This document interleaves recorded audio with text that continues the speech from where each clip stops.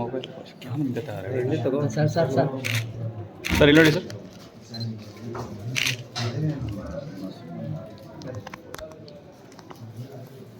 ಇಲ್ಲ ಭಾಳ ಇವತ್ತಕ್ಕೆ ಅದ್ರ ಬಗ್ಗೆ ಒತ್ತು ಕೊಡಬೇಕು.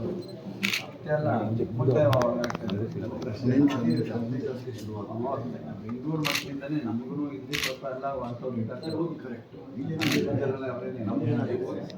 ಈಗ ಬೆಂಗಳೂರಲ್ಲಿ ಹೊಸದಾಗಿ ಅವರವರೇ ಕಂಡುಹಿಡ್ಕೊಂಡು ಶುರು ಮಾಡ್ತಾರೆ. ಅದರಲ್ಲಿ ಒಬ್ಬರು ಅವನ ಕೈಯಿಂದ ಅಣ್ಣ ರವಿ ಅಣ್ಣ ತುಂಬಾ ತಲೆ ಕೆಡಿಸ್ಕೊಂಡು ನಾನು ನೀವೆಲ್ಲ ಸಿನಿಮಾದಲ್ಲಿ ಹೆಚ್ಚು ಒತ್ತು ಕೊಟ್ಟರೆ ಅವ್ರಿಗೆ ಇಲಾಖೆ ಅಂತ ಇದೆ.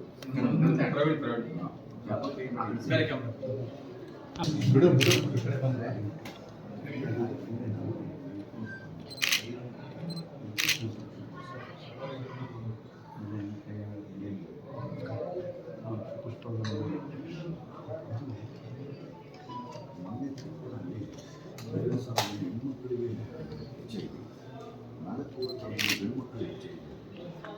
ಡಿಫ್ರೆನ್ಸ್ ಸಿಡಿಂಗ್ ಒಂದೇ ಯೂಸ್ ಮಾಡಿ ನಂದೇ ಆಗ್ತೈತೆ. ಅದು ಗೊತ್ತಿಲ್ಲ. ಈಗ ಮೊನ್ನೆ ಭಾಷಣ ಮಾಡೋದು ಅವ್ರು ಹೇಳ್ಬೋದು ಎಲ್ಲರೂ. ಆದರೆ ಅದನ್ನು ತನ್ಮಟ್ಟದಲ್ಲಿ ತಯಾರಬೇಕಾಗ್ತದೆ. ಅದನ್ನು ಜಾರಿಗೆ ತಂದು ಪರಿವರ್ತನೆ ಮಾಡಬೇಕು. ಇಲ್ಲ, ಕೆಲವರು ಸಪೋರ್ಟ್ ಬೇಕಾದ್ರೆ ಇಲ್ಲ ಹಬ್ಬಿಸ್ತಾರೆ. ಯಾಕಂದ್ರೆ ಅವ್ರು ವ್ಯಾಪಾರ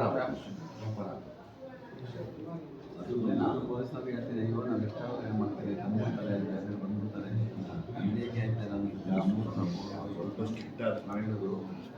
ಈಗ ಸೇದವ್ರನ್ನ ಇಟ್ಕೊಂಡು ಮಾಡೋನ್ನ ಮೂಲ ಹಿಡ್ಕೋಬೇಕು. ಮಿನಿಮಮ್ 10 ವರ್ಷ ಜೈಲು ಬೇಲ್ ಕೊಡಬಾರ್ದು.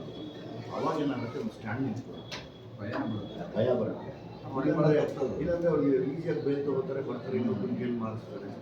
ನನಗೆ ಯಾವ್ದಾದ್ರು ಕೊಟ್ಬಿಡ್ತಾರೆ. ಈಗ ಹೌದು, ನನ್ನ ಮೇಲಿದ್ರೆ ಮೇನ್ ಮಕ್ಕಳ ಮೇಲೆ ಆಗ್ತದೆ ಪರಿಣಾಮ. 10ನೇ ಕ್ಲಾಸ್ ಮಕ್ಕಳೇ ಶುರು ಮಾಡಿದ್ರು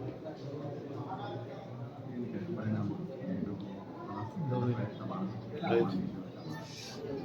ಆಯಿತು ಕಾಪಿ. ಈ ಸಿನಿಮಾ ಅದಕ್ಕೋಸ್ಕರ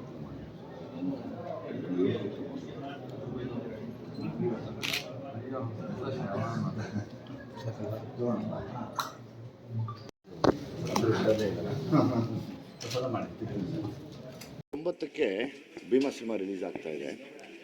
ಇದರ ಉದ್ದೇಶ ಒಂದು ಒಳ್ಳೆ ಫ್ಯಾಮಿಲಿ ಎಂಟರ್ಟೈನ್ಮೆಂಟ್ ಜೊತೆಗೆ ಈ ಮಕ್ಕಳು ಮಾದಕ ವ್ಯಸನಿಗಳಾಗ್ತಾ ಇದ್ದಾರೆ, ಅದನ್ನು ತಡೆಗಟ್ಟೋದಕ್ಕೆ ಎಲ್ಲರೂ ಕೈ ಜೋಡಿಸ್ಬೇಕು ಅನ್ನೋ ಒಂದು ವಿಷಯನೇ ಭೀಮಾ ಸಿನಿಮಾದ ತಿರುಳಾಗಿರೋದ್ರಿಂದ